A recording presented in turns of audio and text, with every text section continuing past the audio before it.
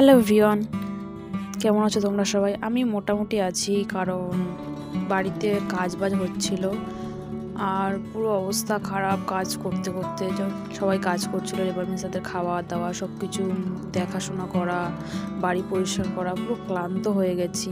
সেই কারণে 2-3 দিন ভিডিও আসেনি। আশা করি এবার ভিডিওটা রেগুলার আসবে।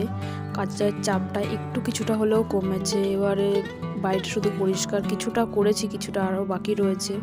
তো সবাই সঙ্গে থেকো, দেখতে থাকো। ভালো আছিস? টাকা টাকা টাকা